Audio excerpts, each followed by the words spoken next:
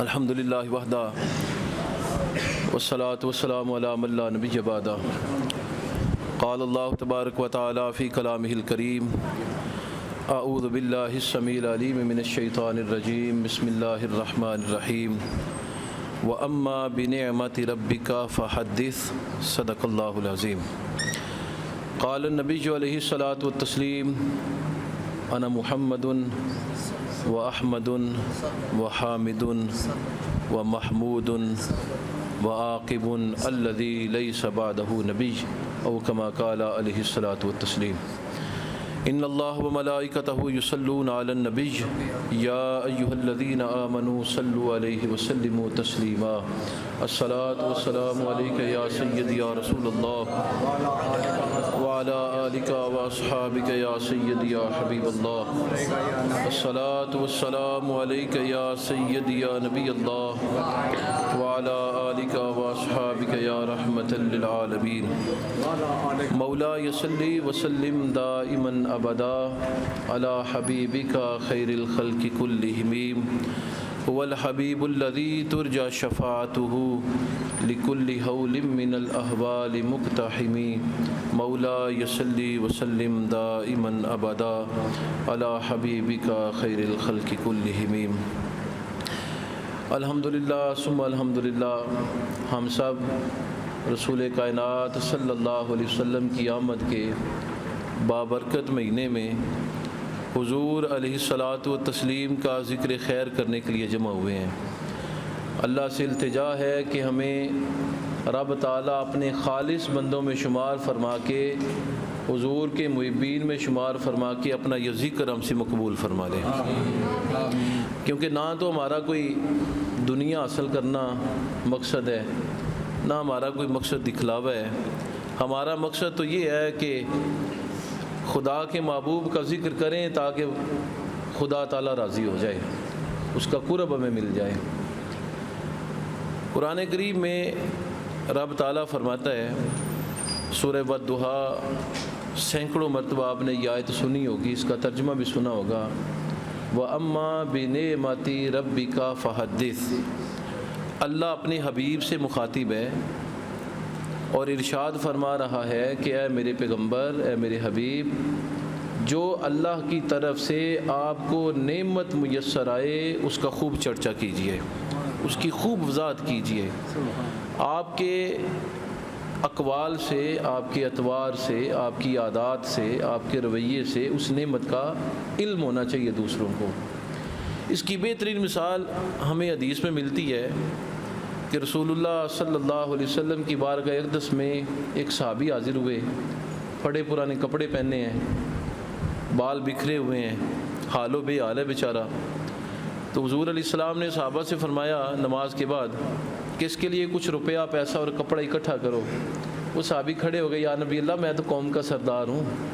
میں کوئی عام بندہ نہیں ہوں، قوم کا سردار ہوں، روپیہ پیسہ میں نے کیا کسی سے لینا ہے، میں تو دینے والوں میں شامل ہوں۔ تو حضور نے فرمایا پھر اللہ کی نعمت کا اظہار تیرے جسم پر ہو کیوں نہیں رہا؟ اگر اللہ نے تجھے اتنا مال دیا ہے، اتنی دولت دی ہے، سرداری عطا کی ہے، تو پھر تیرے جسم پر بھی اس کا اظہار ہونا چاہیے۔ اتنا ہی نکما لباس نہیں بندے کو پہننا چاہیے جو اس کی شان کے لائق ہی نہ ہو، اتنا ہی سادہ نہیں بن جانا چاہیے کہ بندہ جو ہے وہ اپنی کپڑوں سے اور اپنے معاملات سے بھکاری نظر آئے۔ تو اللہ تعالیٰ نے قرآن کریم میں جو فرمایا وَأَمَّا بِنِعْمَةِ رَبِّكَ فَحَدِّثْ، جو اللہ کی نعمت اللہ نے آپ کو دی ہے اس کا اظہار کریں۔ تو اس کی بہترین مثال یہ حدیث ہے کہ جب ہم مالی نعمت کا اظہار کرنا واجب سمجھتے ہیں، جب ہم مالی نعمت کا اظہار کرنا ضروری سمجھتے ہیں، تو جو اللہ نے اپنے حبیب کی نعمت ہمیں عطا فرمائی ہے، اپنا رسول ہمیں عطا فرمایا ہے، جس رات، جس دن، جس مہینے وہ حبیب عطا ہوا ہے، اس کا ذکر خیر کرنا اور اس نعمت پر اللہ کا شکر ادا کرنا، اس نعمت کا چرچا اور وضاحت کرنا، یہ سب فریضوں سے اہم فریضہ ہے۔ اس لیے ایک شاعر نے کہا ہے، وہ کہتا ہے سب سے پہلے مشیت کے انوار سے رخ روئے محمد بنایا گیا، پھر اسی نور سے مانگ کر روشنی بزم کون و مکان کو سجایا گیا۔ تو حضور علیہ السلام کی برکت ہے یہ ساری۔ تو حضور علیہ السلام کا ذکر خیر ہی بندہ نہ کرے، اور پھر اس مہینے میں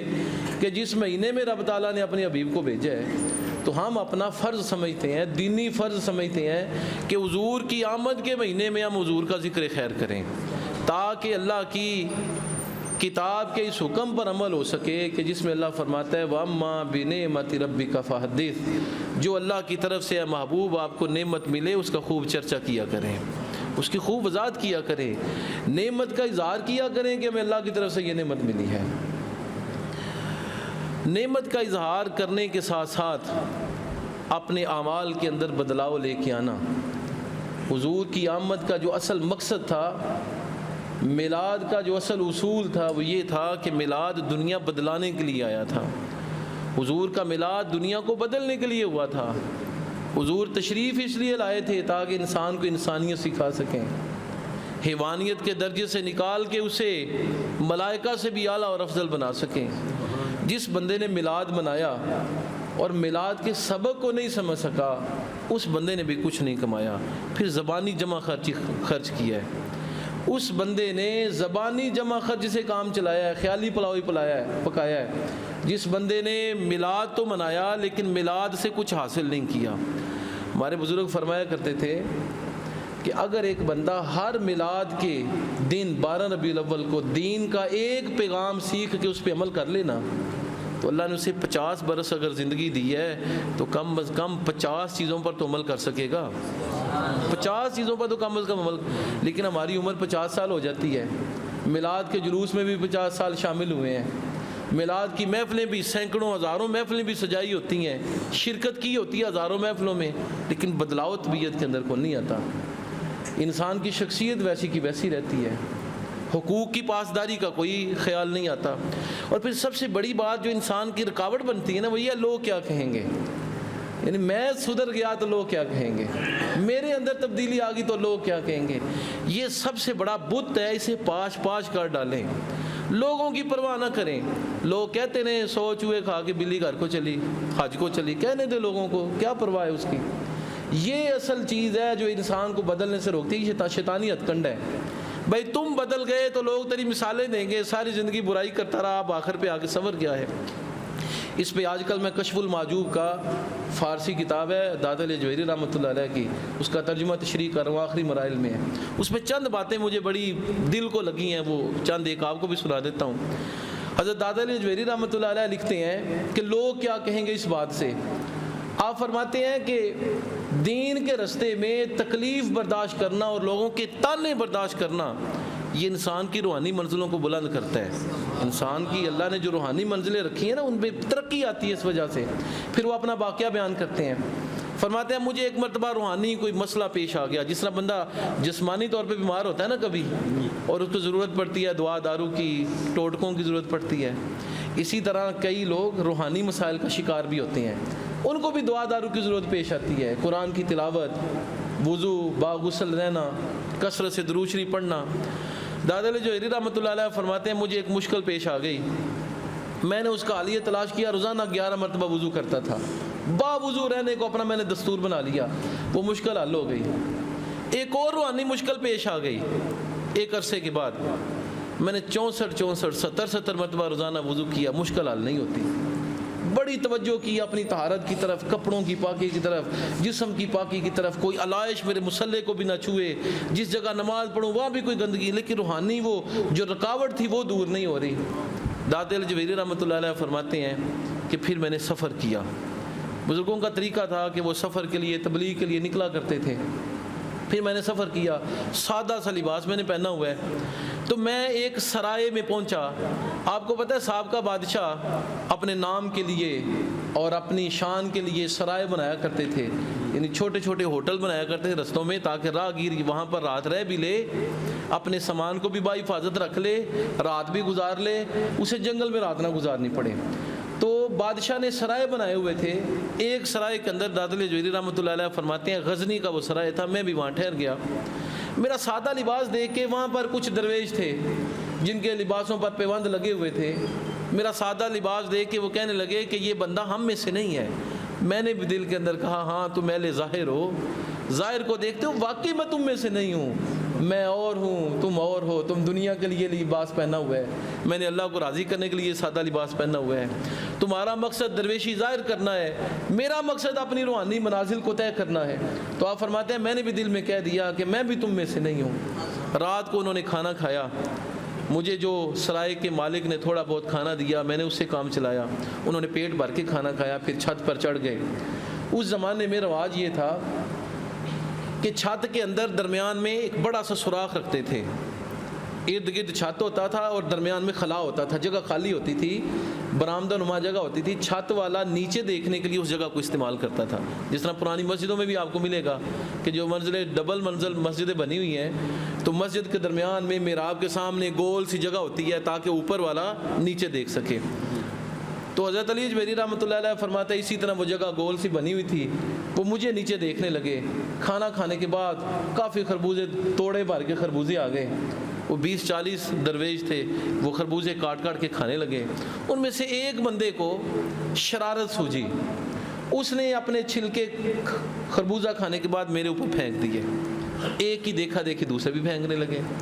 وہ سارے کھاتے، میں نیچے بیٹھا ہوتا اور مجھ پر چھلکے مارتے۔ میں نے اللہ کی رضا کے لیے برداشت کیا۔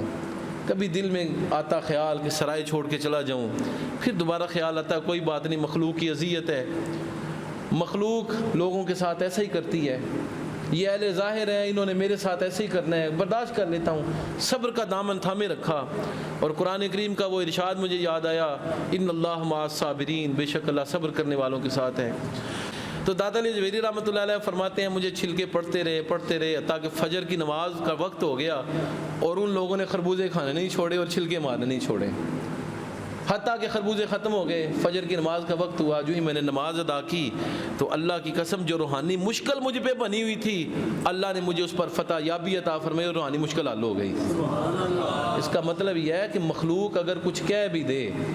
اس پر صبر کرنا چاہیے۔ اور دوسری بات یہ ہے کہ نیکی کی وجہ سے اگر مخلوق آپ کو تنگ کرتی ہے کہ اس میلاد کے بعد یہ بندہ تبدیل ہو گیا، جس نے جھوٹ چھوڑ دی ہے،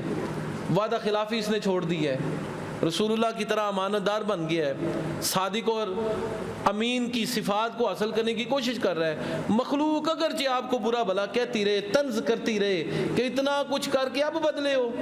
یہ جو مخلوق کے تانے ہیں داتا علی اجویری رحمۃ اللہ علیہ فرماتے ہیں یہ بندے کی روحانی ترقی کا سبب بنتے ہیں، اس کے لیے یہ رکاوٹ نہیں بنتے، اس کی روحانی منزلیں طے کرنے کا یہ سبب بنتے ہیں، وہ روحانی سیڑھیاں اس وجہ سے چڑھتا رہتا ہے۔ تو نتیجہ اس حقائق سے یہ نکلا کہ ہم نے لوگوں کو نہیں دیکھنا کہ لوگ کیا کہیں گے، ہم نے یہ دیکھنا ہے کہ میرے رب کا کیا ارشاد ہے، میرے پیغمبر کا کیا حکم ہے، دین نے مجھے کیا کہا ہے، شیطانی عادات کون سی ہیں اور رحمانی صفات کون کون سی ہیں۔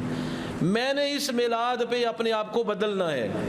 اور میلاد والے کا جو اصل سبق ہے وہ میں نے حاصل کرنا ہے۔